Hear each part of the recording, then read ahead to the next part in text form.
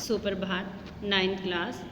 बेटे काव्य खंड का लेसन निकालेंगे, कैदी और कोकिला। क्या गाती हो, क्यों रह जाती हो, कोकिल बोलो तो।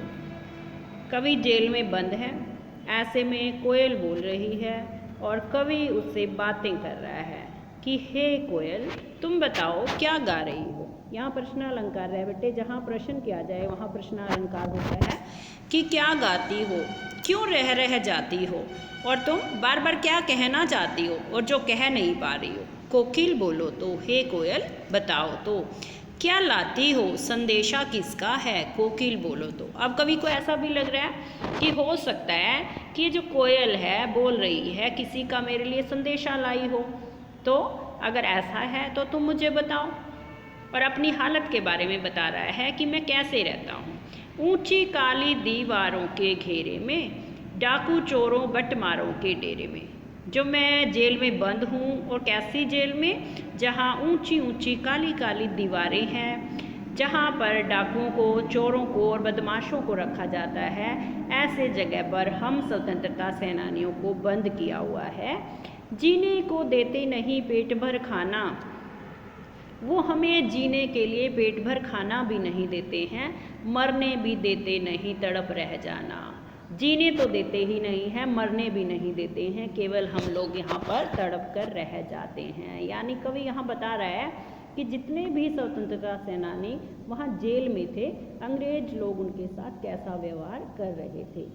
जीवन पर अब दिन रात कड़ा पहरा है, हमारे जीवन पर दिन रात कड़ा पहरा है। शासन है या तम का प्रभाव गहरा है, समझ नहीं आता ये शासन है, ये कैसा शासन है, या फिर अंधेर गर्दी है। तम का मतलब अंधेरा है, यानी चारों तरफ अंधकार है जिससे कुछ भी दिखाई नहीं दे रहा है।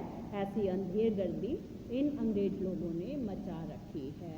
हिम कर निराश कर चला रात भी काली, हिम कर निराश कर चला, हिम कर यानी चंद्रमा। रात के समय काली अंधेरी रात है और ऐसे में चंद्रमा भी नहीं निकला है, इसीलिए कवि ने कहा हिमकर निराश कर चला रात भी काली, कि चंद्रमा ने भी हमें निराश कर दिया है क्योंकि बहुत काली गहरी रात है। इस समय काली माँ मई जगी क्यों आली, यानी चंद्रमा भी दिखाई नहीं दे रहा, तो हे काली माँ मई,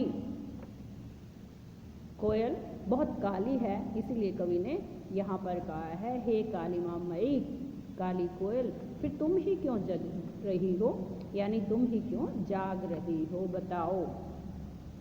क्यों हूक पड़ी वेदना बोझ वाली सी, यानी कवि को उसकी आवाज में एक वेदना सुनाई दे रही है, एक दुख का बोझ सा नजर आ रहा है, इसीलिए कवि कह रहा है क्यों हूक पड़ी। हूक पड़ना यानी दुख के कारण एकदम से अपनी आवाज निकालना, यानी कवि को कोयल की आवाज में बोझ, दुख और निराशा नजर आ रही है, इसलिए कवि कह रहा है बताओ तुम क्यों हूक रही हो, ऐसे तुम्हारी आवाज ऐसी बोझिल सी क्यों है।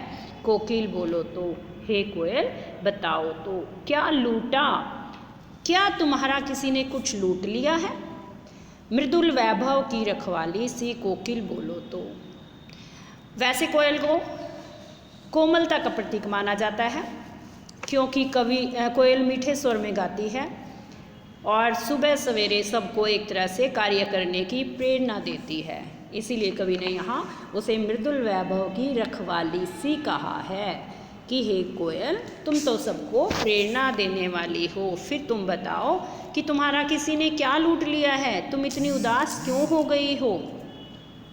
क्या हुई बावली, कवि अब सोच रहा है कि क्या कोयल बावली हो गई है, अर्धरात्रि को चीखी, यानी अपने आप ही अंदाजा लगा रहा है कवि कि क्या क्या हो सकता है, कि क्या तुम पागल हो गई हो जो तुम आधी रात को चीख रही हो, चिल्ला रही हो।